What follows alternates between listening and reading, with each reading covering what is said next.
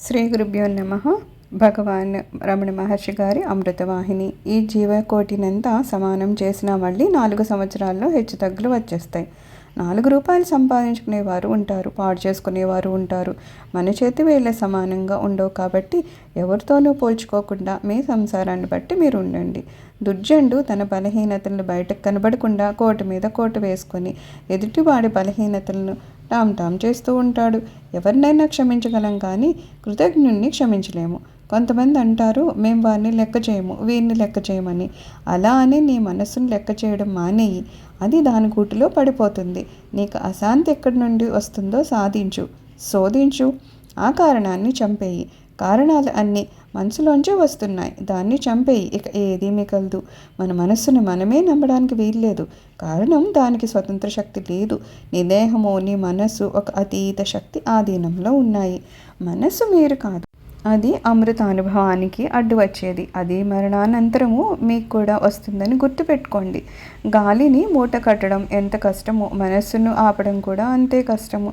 కీర్తికాంక్ష ఉన్నవాడి దగ్గరకు వెళ్ళి సలహాలు అడగొద్దు. కారణం వారు ఎంతసేపు ఈ సలహా చెప్పడం వలన గౌరవం వస్తుందా రాదా అని చూసుకుంటూ ఉంటారు. వాస్తవ పరిస్థితులకు దూరంగా ఉంటారు. వారు సరైన సలహాలు ఇవ్వలేరు.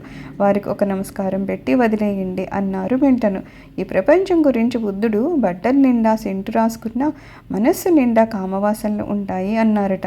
మధ్వాచార్యులు కలియుగం కపటయుగము, కలహాల యుగము, చెడ్డ మాటలు 1000 చెవులతో వింటారు. వారికి లోపల ఆశ ఉంటుంది కానీ పనిచేయరు.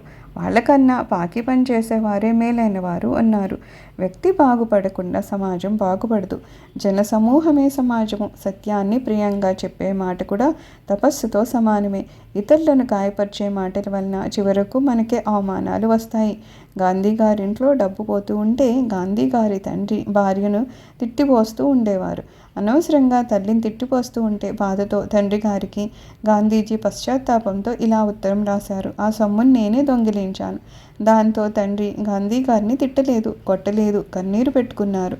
దానికి గాంధీజీ, ఆ కన్నీరే నా పాపాన్ని కడిగేసి సత్ప్రవర్తిని కలుగజేసింది అన్నారు. అలాగే మనలో ఉన్న దొంగ నేను మనం పట్టుకోలేము. మనం దేవుని కన్నీటితో ప్రార్థించగా ఆ దొంగ నేను నుండి విముక్తి పొందుతాము.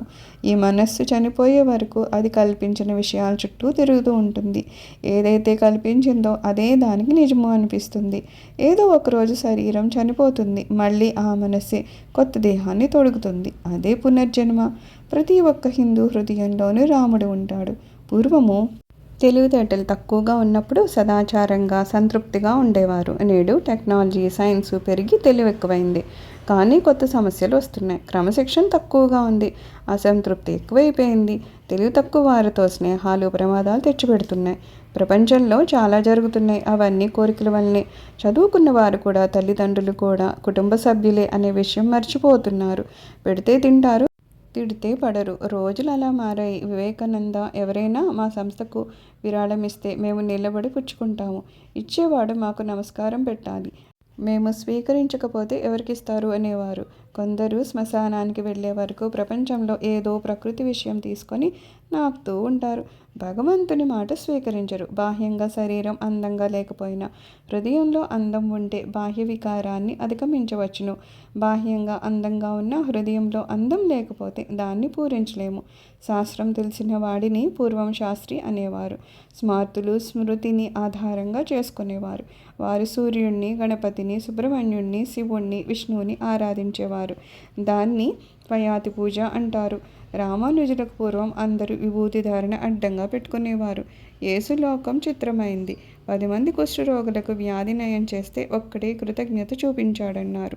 ఒక భార్య భర్తతో వారింటికి వెళ్ళి చూసొద్దాము అంటే వాళ్ళు మంచివాళ్ళు కాదు అన్నాడట. అలాగైతే మనని కూడా కొంతమంది మంచివాళ్ళు కాదు అంటే మనము చెడ్డవాళ్ళమేనా అంది. అది అద్భుతమైన సమాధానము. బుద్ధిజంలో నైతిక విలువలు ఎక్కువ చూపించారు. శీలము బౌద్ధ మతానికి కేంద్రము. వారు దేవుణ్ణి కేంద్రంగా పెట్టుకోలేదు. బుద్ధుడి తత్వము తక్కువ చెప్పాడు. రెండూ అవసరమే. హిందూ, క్రైస్తవ మతాలు భగవంతుడిని కేంద్రంగా పెట్టుకున్నాయి. సర్వం శ్రీ గురుచరణారవిందార్పణమస్తు. లోకా సమస్తా సుఖినో భవంతు. ఓం శాంతి శాంతి శాంతి.